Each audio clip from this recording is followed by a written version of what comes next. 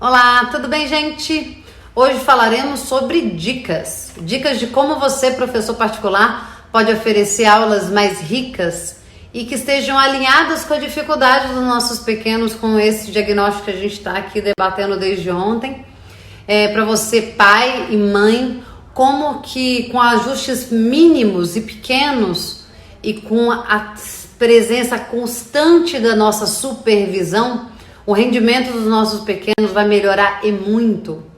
E uma dica também, como escolher a melhor escola para o seu filho que tem transtorno de déficit de atenção e hiperatividade. Então, cola em mim! Vamos começar pelas dicas para os professores particulares. Você, professor particular, que está planejando a sua aula e você tem esse desafio maravilhoso, primeiro, ofereça aulas com atividades curtas e que você intercale estímulos. Vou dar um exemplo. Estou dando uma aula de matemática. No primeiro momento da aula, eu já ofereço um desafio, um quiz mais fácil. Eu já tenho meu aluno atento a mim. Pelo menos eu mantenho o interesse dele. Evidentemente, para todas as nossas aulas, a gente tem que pensar assim, o que é interessante para ele? Lembra?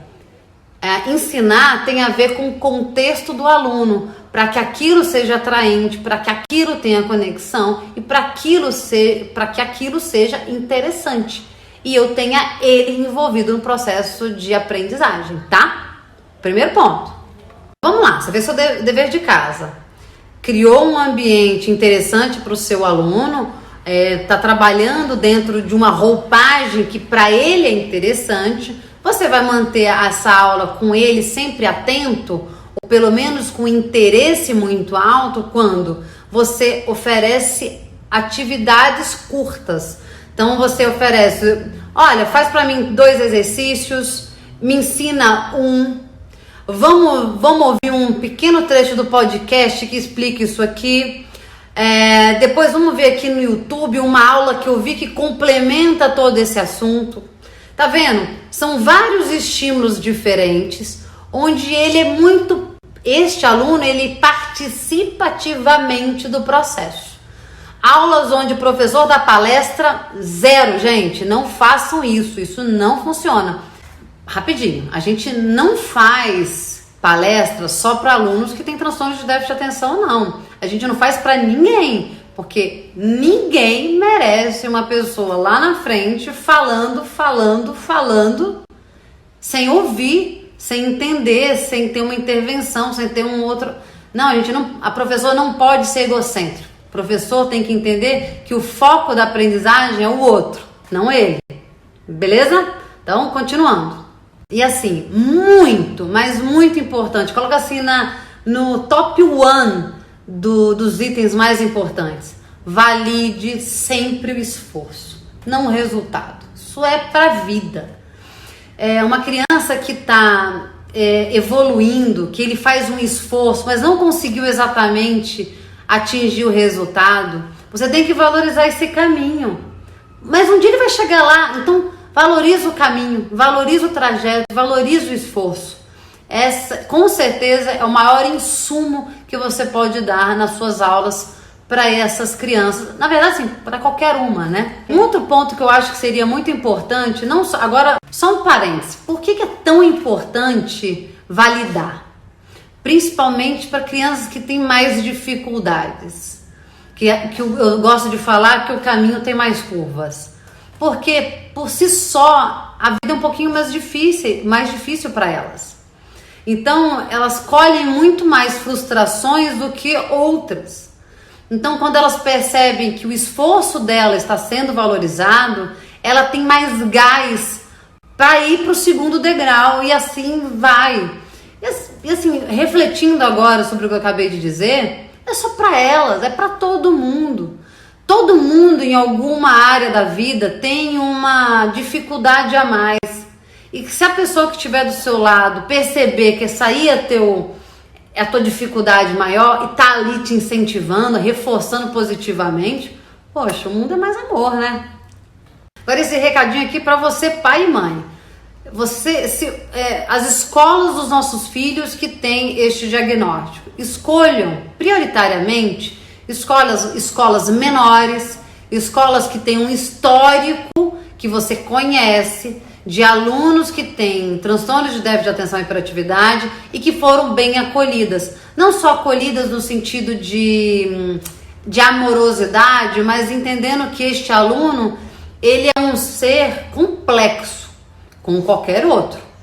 E que as avaliações e notas, elas precisam ter uma flexibilidade diante dele. Que não é só na teoria que há uma adequação na avaliação. E que na prática há.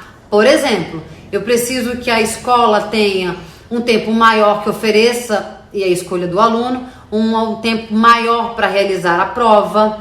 Que essas provas sejam mais curtas, mais enxutas, mais objetivas. E que a participação e o esforço desse aluno seja o tempo todo valorizado, tá bom? Essa é a dica prioritária. E a outra coisa que vocês têm que ficar muito atentos na hora que vocês escolhem uma escola a escola, a direção e os professores que vão trabalhar com meu filho.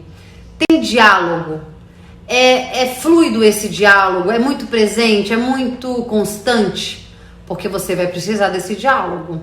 Então, quando você pedir indicações, fique muito atento quando você perguntar para um amigo, para um colega, essa escola te deu horário, tempo para te ouvir como pai? Porque a escola tem que acolher todo mundo, a família, não só o aluno. Agora, uma dica para você, pai. O que você pode contribuir para o processo de aprendizagem do seu filho que tem um diagnóstico de transtorno de déficit de atenção e hiperatividade?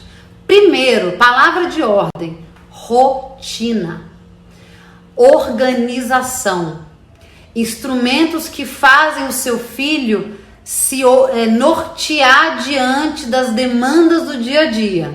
O quê? Uma agenda eletrônica, uma agenda, um planner. Ajude a ele fazer o uso, supervisione essa ação, sempre supervisione, sempre elogie, sempre participe do processo. Participar faz com que a gente saiba que quando o nosso filho se esforçou, quando a gente sabe que ele está diferente naquela semana, se aconteceu alguma coisa na escola, ou seja, se aconteceu alguma coisa na escola, vai refletir isso nos estudos. Então, se a gente tiver um olhar atento, se a gente tiver um tempo para os nossos filhos, a gente sempre vai ter decisões mais assertivas e alinhadas com a necessidade deles. E sempre dando o amor que eles precisam, tá bom? Agora eu vou falar para você, aluno, que tem déficit de atenção e hiperatividade, tá bom? Aluno, tudo bem? Quero te ajudar, te oferecendo as melhores dicas possíveis. Lembre-se, vocês precisam ativar mais a memória. Ou seja, as revisões espaçadas para vocês são as melhores possíveis. Semana que vem, talvez semana que vem ou na outra, eu vou falar sobre um programa chamado Anki, que ele é um programa de computador que faz você revisar periodicamente alguns assuntos, para que você sempre revise no tempo ideal. Eu vou falar sobre isso, mas guarde essa informação. Você precisa sempre estimular a forma como você está aprendendo. Não ache que só observando alguém, estando atento ao professor, você está aprendendo. Você tem que ter uma relação ativa com a aprendizagem. Faça perguntas, faça resumos, faça questionários, faça as perguntas do questionário para alguém responder e as corrija. Faça um vídeo no YouTube, você ensinando uma disciplina, mas nunca, em hipótese alguma, ache que você está estudando, ouvindo alguém explicar algo para você e você ter a sensação assim, poxa, mas eu aprendi, tá tudo bem, eu não preciso fazer mais nada. Não, nunca faça isso, tá bom?